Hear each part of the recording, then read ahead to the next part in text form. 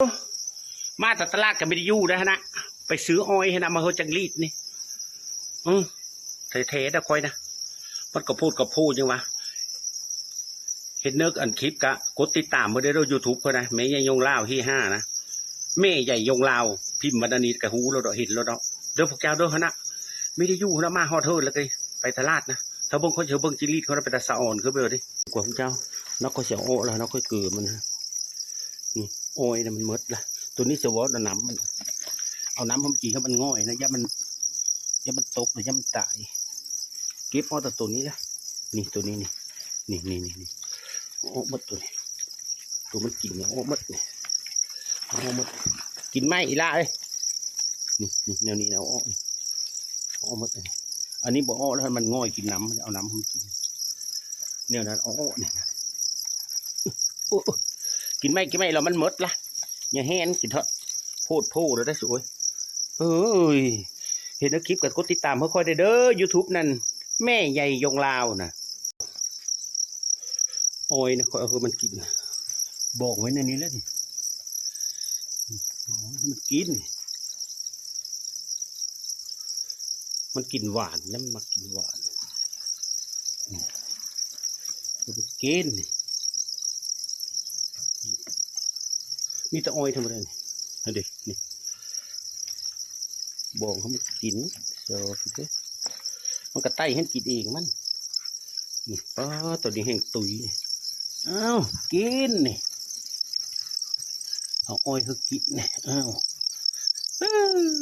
สับมึงละกินลาเอ้ยพอเอาไข่ได้เชียวเขายังไม่ได้เอาฟังเบิ้งนี่แหละ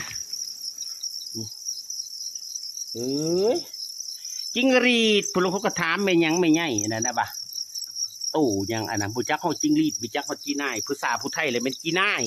อันนั้นกำหับนะคอยเอาอ้อยให้มันกินให้มันกัดไต่กินมันนี้แล้วกันละโซ่พี่นั่นนะสู้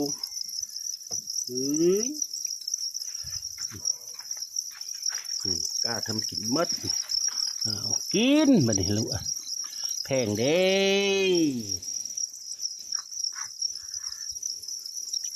เรียงเจ้าให้เงินนะจ๊ะพูดก็ได้พลาดกินไต่กินเด้อกัดกินนี่อยู่มันนี่ละกัดกินมดนี่นี่กัดกินโลดนี่กัดเท่าไรซ้ำละกินหวานอร่อยละอ่อยนะชัวนี่แหละเอามา3 ลำซื้อ3 ลำ20,000อย่าลืมนะเจ้าเอ้ยกดติดตามเขาค่อยได้YouTube ค่อยมีแต่แนวนี้เมสิไปผู้ไปผ่าค่อยไปไม่ได้ตาค่อยเป็นหงค่อยย้อมค่อยเท่าเราดิน้ำกันนะเอาก้ามอ้อยเก้าหรือกายยำตกยำมันขึ้นไม่ได้